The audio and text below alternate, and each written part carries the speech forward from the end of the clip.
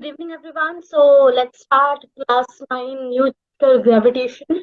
This is the part 1 of the video, and we will study about few concepts in it. And the remaining half of the video I will put in my description box. Thank you. Let's start the chapter.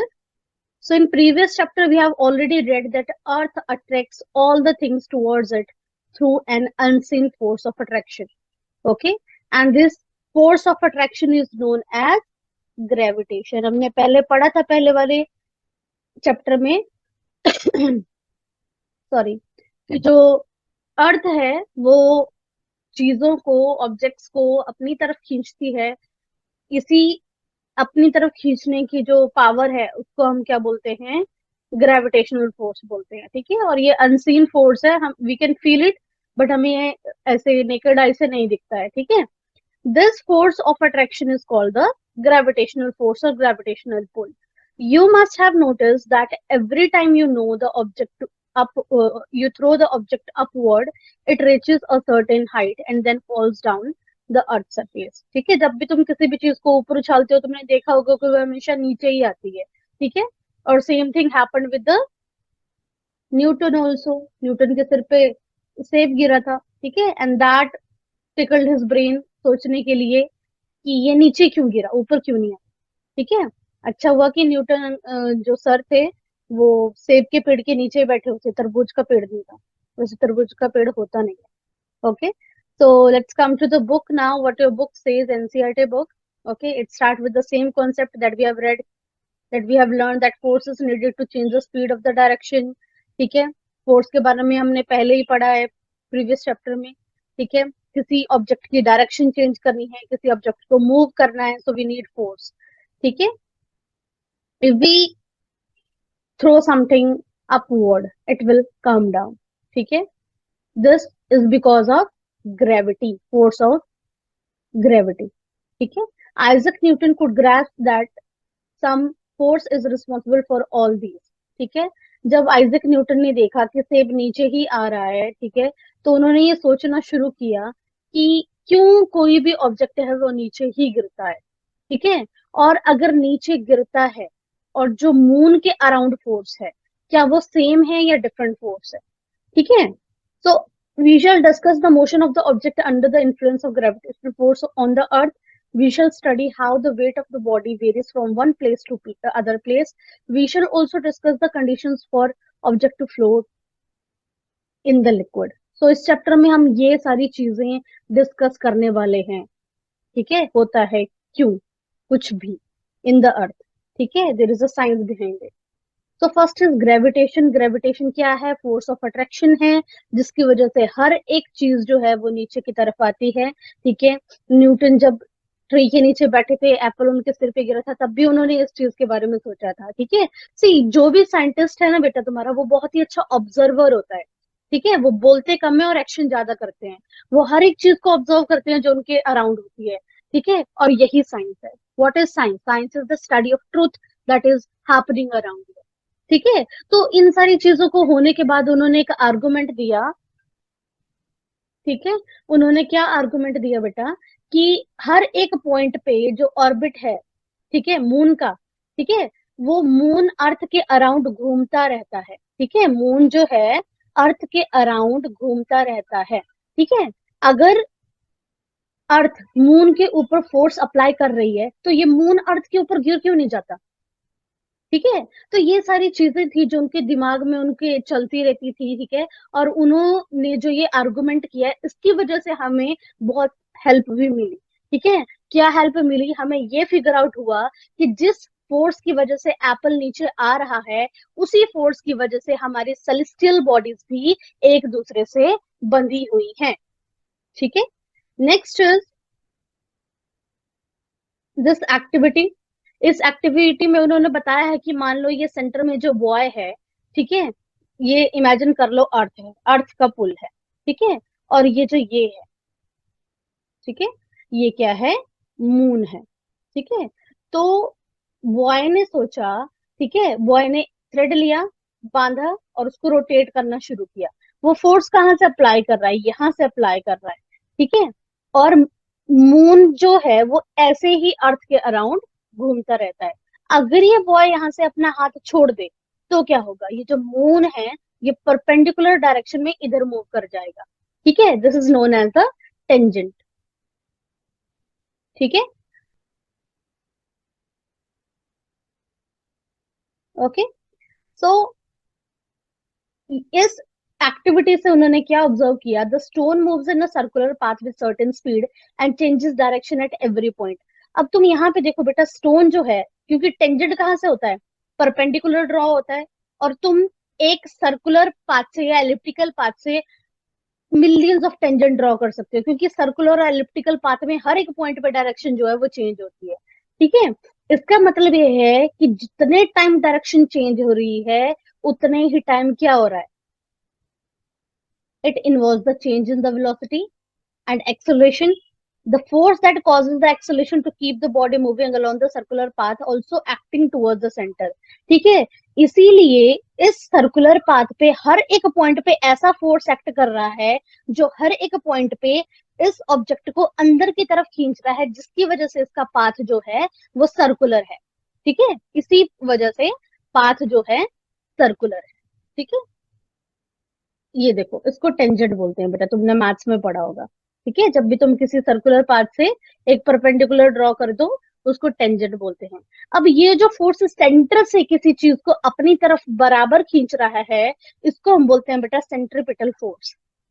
ठीक है, यही centripetal force जो कि centre की तरफ लगता है, ठीक है, this force of attraction provide, okay, this force provide the attraction to the earth.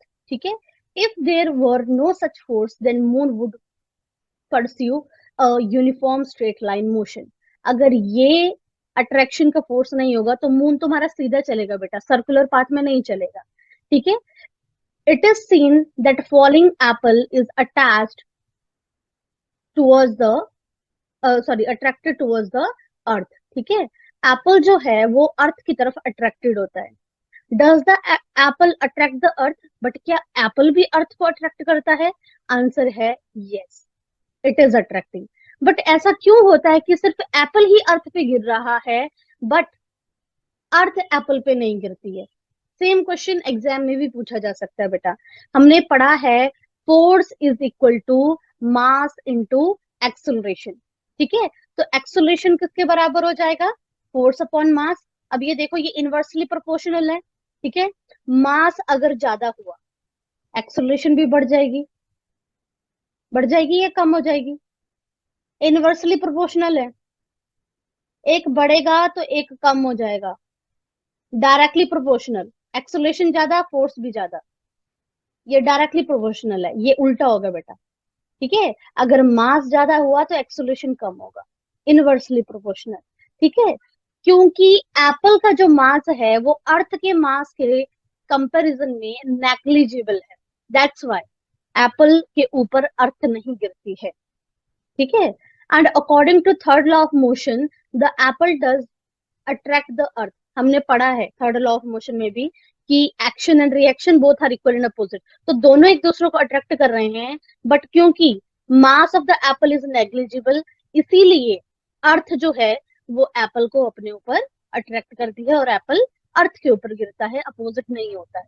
ठीक है, in our solar system all the planets go around the sun. By arguing the same way we can say that there exists a force between the sun and the planets. ठीक है, अब हमारे celestial bodies में भी बेटा same phenomena follow होता है, इसी वजह से वो एक दूसरे के अराउंड सर्कुलर पाथ में, एलिप्टिकल पाथ में रिवॉल्व होते हैं। ठीक है, now let us read universal law of gravitation which is universally accepted. ठीक है, what universal law of gravitation says, every object in the universe attract every other object with a force which is proportional to the product of their masses and inversely proportional to the square of the distance between them. The force is along the line joining the center of the two objects. ठीक है, अब जो लिखा है इन्होंने बेटा वही उन्होंने फॉर्मूला में भी ड्रा आउट किया है। क्या बोला उन्होंने?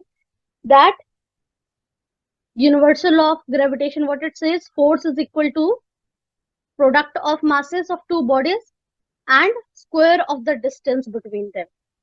ठीक है?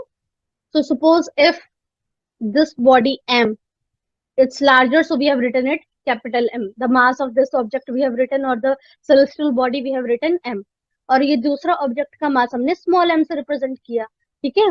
और डिस्टेंस कितना है d, which is d square, and capital G over here is the constant of gravitation. Okay? So according to the universal law of gravitation, the force between the two objects is directly proportional to the product of their masses. तो directly proportional मतलब capital M के बराबर multiply by small m. ठीक है? And inversely proportional 1 by d square. ठीक है?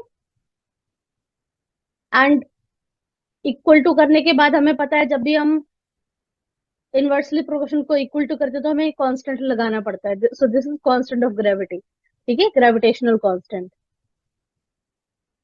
ठीक है? Where g is the constant of proportionality and it's called the universal gravitational constant. By multiplying the crosswise, it gives f into d square is equal to g m multiply by m. ठीक है? अगर हम इसको cross multiply करें तो ये equation भी आती है.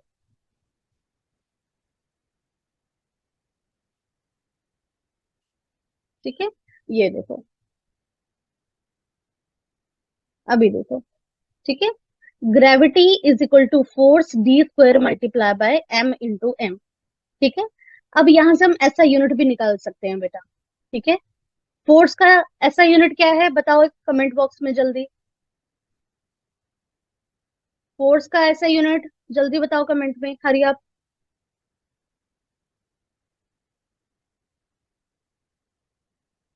Very good, it's Newton. Very good. ठीक है? न्यूटन है. एंड डिस्टेंस का मीटर स्क्वायर, मास का kilogram square. So that's your SI unit. Okay? Newton metre square kilogram this. ठीक है? So you can write it like this also. You can write it like this also. ये मैंने तुम्हें बताया है, कई बार आता है what is SI unit of G. ठीक है? दे कैन आस्क यू, और ये ऑप्शन भी दिया होगा, ये ऑप्शन भी दिया होगा. Then you will be given option also A and B, A B C like this. ठीक है? तो ये ध्यान रखना है. ठीक है? The value of G was found out by Henry Cavendish. Okay?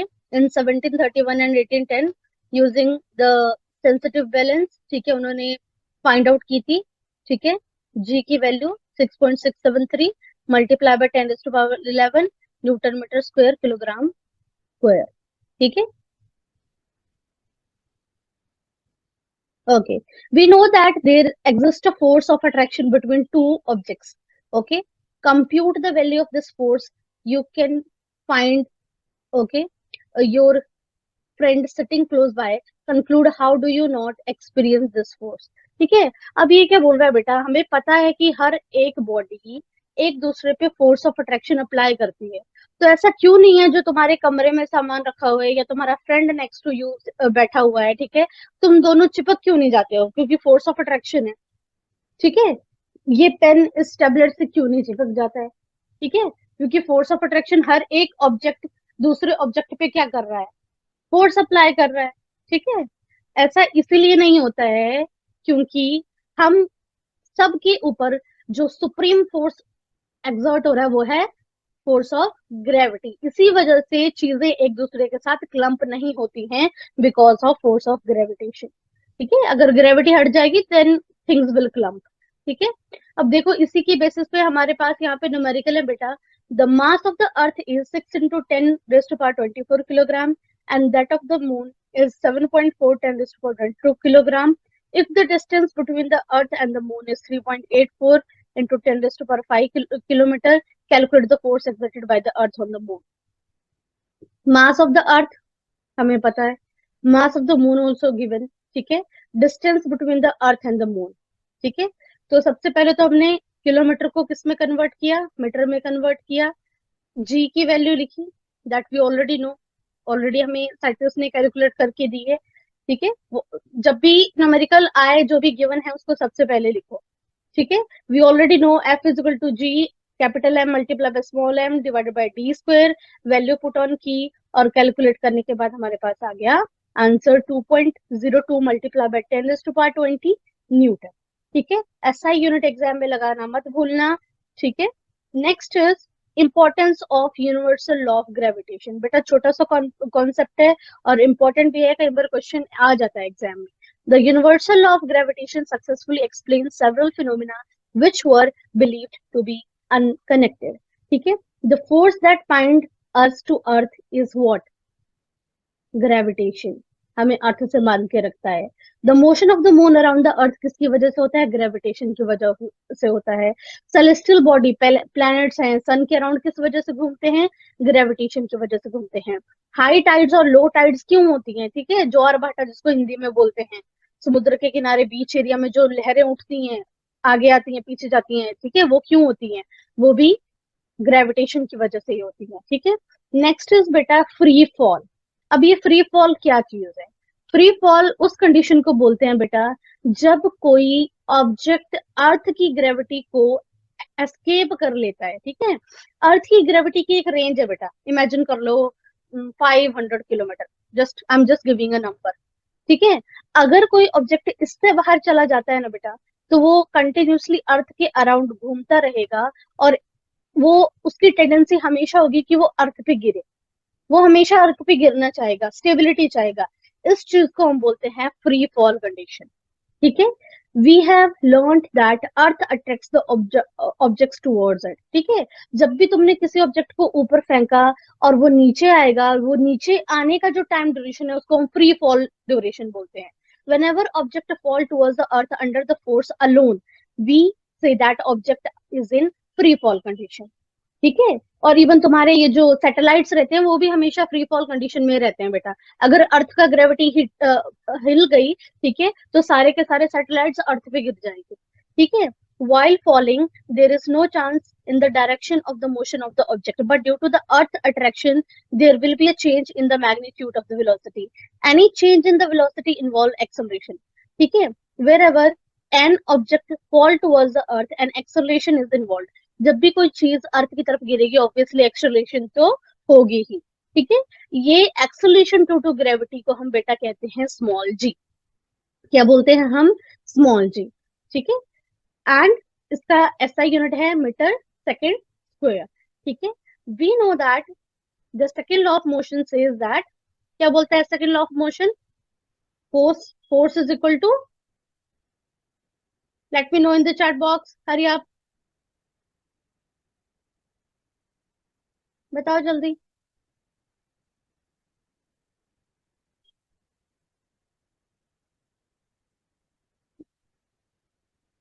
Force is equal to mass into acceleration. ठीक है, अब एक्सेलरेशन ड्यू टू ग्रेविटी को हमने क्या बोला? स्मॉल जी बोला। ठीक है, स्मॉल जी बोला इसलिए हम क्या कर सकते हैं? F is equal to M G, right? कर सकते हैं या नहीं कर सकते? कर सकते हैं। ठीक है, F is equal to M G is equal to force, we already अभी हमने ग्रेविटेशन निकाला, G is equal to capital M small M divided by D square. ठीक है,